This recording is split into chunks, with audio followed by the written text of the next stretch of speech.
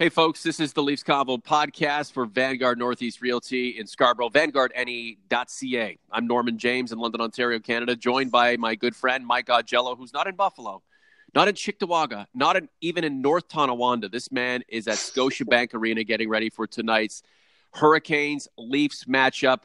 Crucial for the Canes, who are still fighting for a playoff spot. Boy, they've come on like gangbusters. And hey, the Leafs won on Long Island, Michael.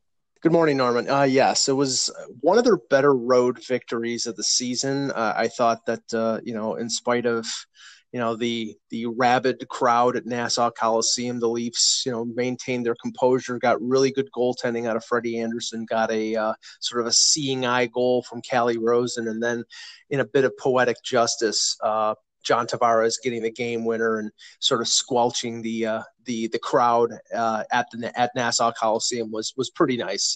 This team, we knew they were making the playoffs. It would have taken a 18-wheeler going off the cliff type of collapse and Montreal winning all their games for Montreal to catch them for third place. And now they're 4 points behind Boston, but more than likely they're going to be opening up on the road at TD Garden a week from Thursday, and we'll see what happens. Considering the way the season has gone for the Maple Leafs and their history with the Bruins, I don't think it really matters if they start at home or on the road. Perhaps on the road there's less pressure. They're the underdogs in this series. Make no mistake about it. I'm looking forward to that series. But in the meantime, the next 3 games to finish out the 82-game schedule, I just want to see this team take steps forward and collectively feel good about its game going into what's going to be not an insurmountable challenge against the Bruins, but one that's going to be extremely difficult. Callie Rosen, I wanted this guy up months ago, and he's finally here. He gets the seeing eye goal. They all count, my friend. And, the day after, you're going to see Callie Rosen coming up to the Maple Leafs, scoring his first goal of the season. It really doesn't matter how that goal went in. The fact he scored one in a Leafs victory, that bodes well for him. And hopefully his presence with the Maple Leafs bodes well for the team. Well, it was more than just addition by subtraction with Rosen coming in the lineup, because by Rosen coming in the lineup and Jake Muzzin being healthy enough to play, that got Martin Marincin out of the lineup, which is basically an automatic goal for the other team based on what he usually does. But that being said, Rosen played very well, very composed. He's been in the NHL before. He had a 4-game stint at the beginning of last season. Mm-hmm. He played really well in the Calder Cup playoffs. He's had a great year with the Marlies, and the only reason he hasn't been up before this is because of a broken foot. But he played pretty well. I mean, I don't think he, when a defenseman doesn't really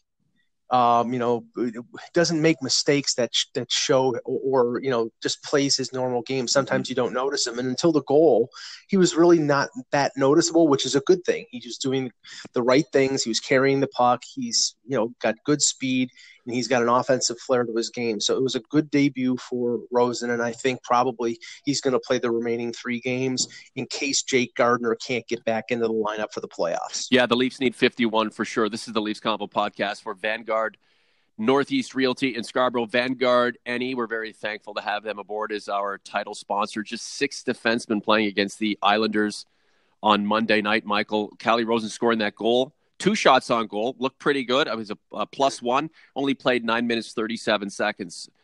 I like the compact defensive unit when you can subtract someone like Martin Marincin, and we like the guy personally. We just don't think he's capable of being an effective blue liner on a team that lacks effectiveness as a whole.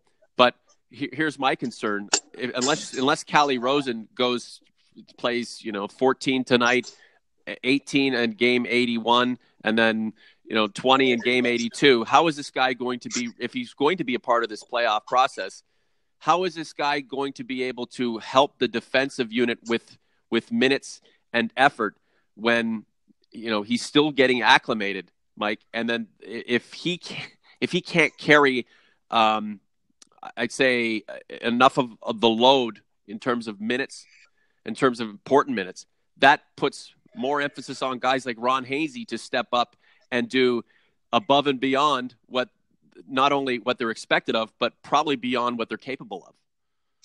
Well, I think one of the things that might be important over the last three games is whether Mike Babcock will give some of these veteran players a game off, give them a bit of rest, because they're 4 points behind Boston, but more than likely with 3 games to go, Boston would have to lose out. The Leafs would have to win out to get home ice advantage. So that's probably not happening.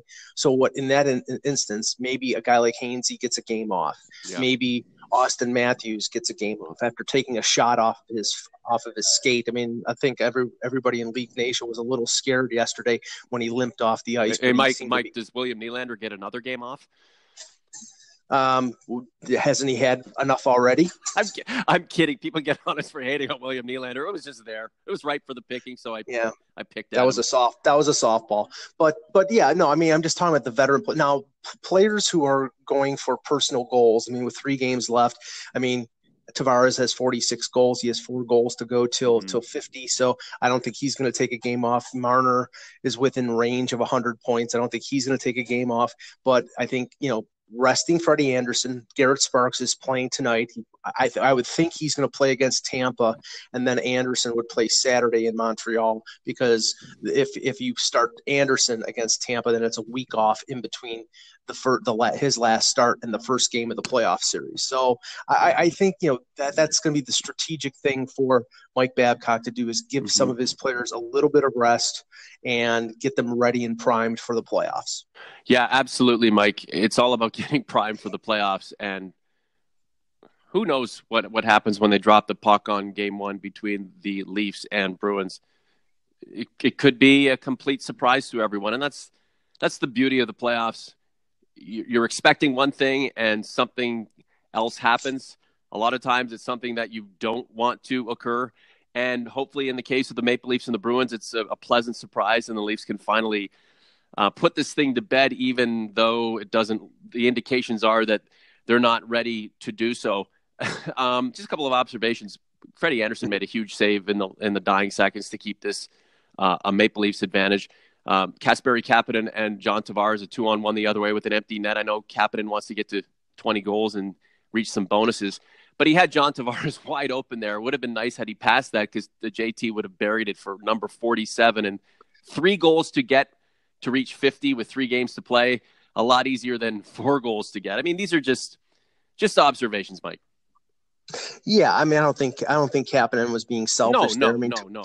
Tavares had an opportunity before that to score a goal, and it got knocked off of his stick by an Islanders player. But I mean, that's going to be something. I mean, to really watch. I mean, like I said, most of the 3 games remaining really don't have a ton of consequence. And I mean, so personal goal. I mean, I would think that personal goals sort of take precedence, not like to completely abandon the team concept, but if you have a chance to score 50 goals, your line mates and your teammates are going to try to feed you. And when Tavares had 4 goals in that game a few weeks back, you saw Mitch Marner trying to feed him for goal number 5. So I think that's going to take precedence the next 3 games. But really the most important thing is get ready for Boston. Yeah, no doubt. Last thing, Mike, Carolina in town. They're fighting for a playoff spot. I thought they were dead and gone, and they are clearly seething and hungry to earn their spot in the playoffs. And who knows, maybe be one of those teams that upsets the apple cart. The Maple Leafs, this is a good test for them tonight, because they can almost imagine the team at the other end of the ice being the Boston Bruins, considering what they will be facing. Last word to you. Well, the motivation here is clearly with Carolina, because they need the points. I think they have the advantage because Garrett Sparks will be in goal for the Leafs.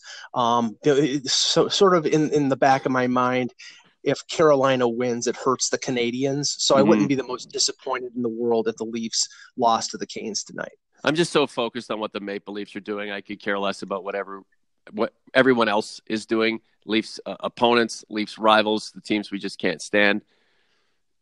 I'm just totally focused on the Maple Leafs and wanting to see them succeed, Mike, and I hope they finish off the regular season strong and catapult themselves into a good position against the Bruins and, I don't know, rewrite history. We'll see what happens. Enjoy yourself at Scotiabank Arena tonight. That is where you belong. Michael, happy belated birthday. Talk to you soon. Thanks, Norman.